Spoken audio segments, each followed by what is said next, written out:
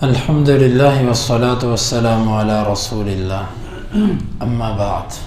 اہل سنہ والجماعہ اہل حق کا قضاء، قدر، تقدیر، اس کے بارے میں عقیدہ یہ ہے کہ یہ اللہ تعالیٰ کا علم ہے اور یہ اللہ تعالیٰ کا کامل علم ہے، اس نے اس پر کسی کو آگاہ نہیں کیا۔ فرشتوں کو جتنی چیز وہ سونپتا ہے، جتنی چیز وہ بتاتا ہے، ان کو صرف اتنا بات کا پتہ ہوتا ہے، اس سے زیادہ ان کو کسی چیز کا پتہ نہیں ہوتا۔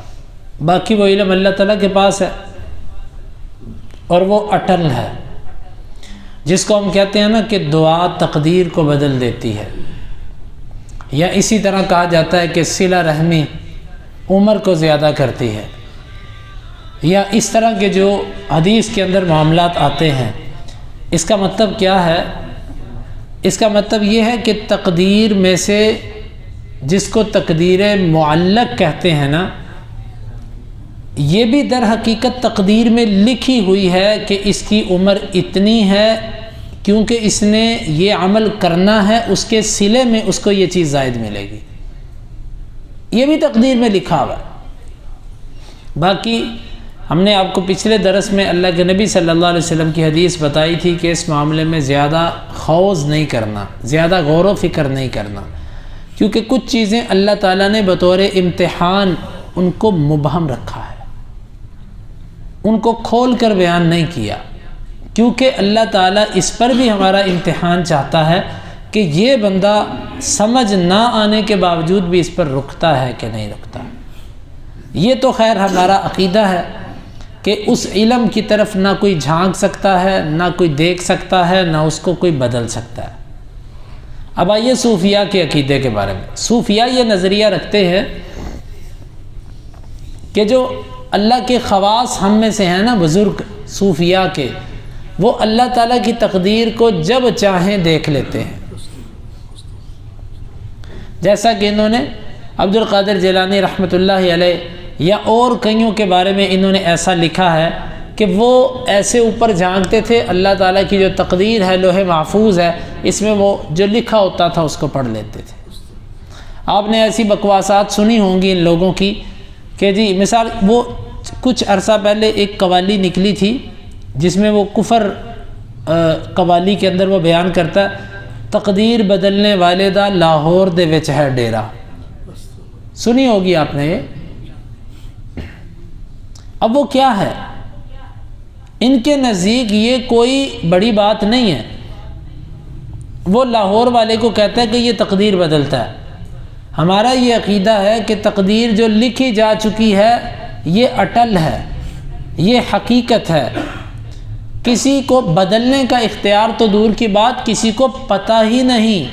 آپ اندازہ لگائیے، اللہ تعالیٰ نے قرآن کے اندر انبیاء کو بھی خطاب کر کے کہا کہ وما تدری نفس بأی ارض تموت، کسی جان کو اتنا بھی نہیں پتا کہ وہ کون سی زمین پر مرے گی، اور کسی جان کو اتنا بھی نہیں پتا کہ ماذا تکسب غدا، وہ کل کیا کمائے گی، اور کسی جان کو اتنا بھی نہیں پتا کہ اس کے ساتھ کیا ہونے والا ہے۔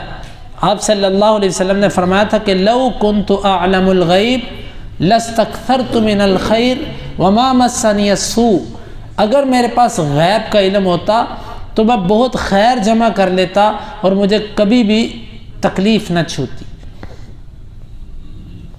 کیا مطلب؟ کہ غیب کیا ہے؟ وہ اللہ کا علم ہے، وہ تقدیر ہے، اس کا کسی کو بھی نہیں پتا۔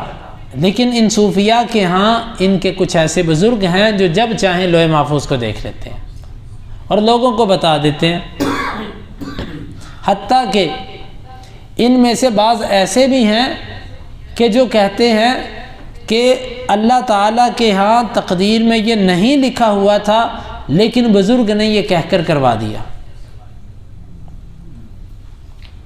آپ کہتے ہوں گے جی یہ ایک عجیب باتیں سنتے ہیں ہم یہاں پر کہ جی صوفیاء ایسے، ہم نے تو کبھی ان سے نہیں سنا۔ دیکھیں، میں جو آپ سے باتیں کر رہا ہوں یہ باتیں وہ ہیں جو کتابوں کے اندر لکھی ہوئی ہیں، جو ان کے عقائد ہیں یہ عوام الناس کے سامنے اپنے ان عقائد کا اظہار نہیں کرتے۔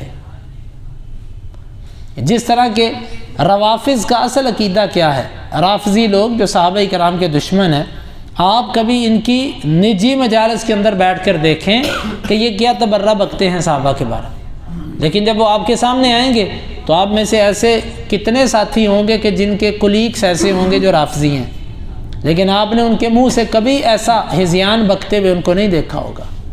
آپ کہتے ہوں گے یار میں نے تو اس میں کوئی ایسی خرابی نہیں دیکھی، وہ تو صحابہ کو رضی اللہ عنہ بھی کہتا ہے، وہ یہ سب کچھ کرتا ہے۔ یہ توریہ ہے، یہ وہ چھپاتے ہیں۔ اور صوفیہ کا ہم نے آپ کو پہلے بتایا تھا کہ ان کے نزدیک راز چھپانا اہم ہوتا ہے، بلکہ یہ یہاں تک کہتے ہیں کہ جو راز کو افشا کرتا ہے اس کی سزا ہی ہوتی ہے، اس کو قتل کر دیا جاتا ہے۔ یہ کہتے ہیں منصور حلاج ایک ملحد اور زندیق انسان تھا جو اپنے آپ کو الہ کہتا تھا، اور اس کو اسلامی خلافت نے اس کو ذبح کروایا تھا، قتل کروایا تھا، اس کو اس بے دین سے مسلمانوں کی جان چھڑوائی تھی۔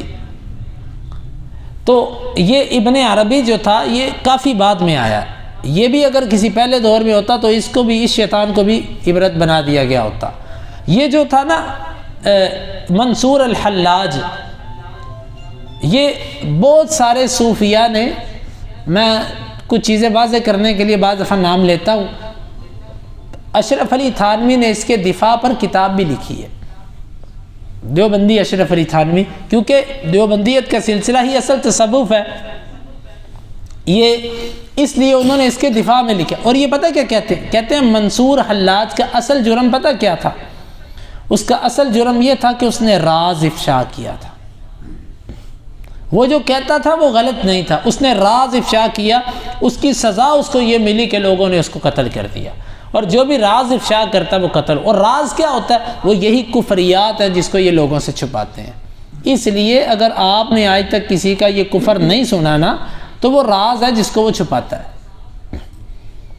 ہاں اگر آپ اس کو پرکھنا چاہتے ہیں تو آپ ان میں سے کسی کو کہہ دیں کہ جی اس کے بارے میں تمہارا کیا عقیدہ ہے، اس کے بارے میں تمہارا کیا عقیدہ ہے، اور جو یہ عقیدہ رکھے اس کے بارے میں تمہاری کیا سوچ ہے، تمہاری کیا نظر ہے، آپ کو پتہ چل جائے گا اس کا کیا عقیدہ ہے۔ تو یہ پہلی تو بات ہے کہ یہ اللہ تعالیٰ کی تقدیر کو یوں سمجھتے ہیں کہ جیسے ایک تختی ہے اور وہ ہمارے سامنے ہے، اس میں سے ہم جو چاہے مٹا دیں، جو چاہے ہم لکھ دیں، وہ ہمارے اختیار میں ہے۔ حالانکہ اللہ تعالیٰ تو فرماتا ہے کہ ایک پتا وما تسقط من ورقہ، ایک پتا بھی اگر گرتا ہے کسی درخت کا تو وہ اللہ کے علم میں ہے، وہ اللہ کی اجازت سے گرتا ہے، اللہ کی اجازت کے بغیر کچھ بھی نہیں۔ لیکن یہ کہتے ہیں کہ ہمارے بزرگ ہیں، ہمارے ایسے کرامتوں والے ہیں کہ جو ان ساری تقدیری معاملات کے اوپر اختیارات رکھتے ہیں۔ تو اس لیے اللہ تعالیٰ کی تقدیر کے بارے میں بھی ان کا عقیدہ وہ نہیں ہے جو کتاب و سنت والا ہے۔ اللہ تعالیٰ ہمیں کتاب و سنت والا عقیدہ اختیار کرنے کی توفیق عطا فرمائے۔ اس پر کچھ حوالہ جات ہیں، انشاءاللہ ہم وہ اگلے درس کے اندر بیان کریں گے۔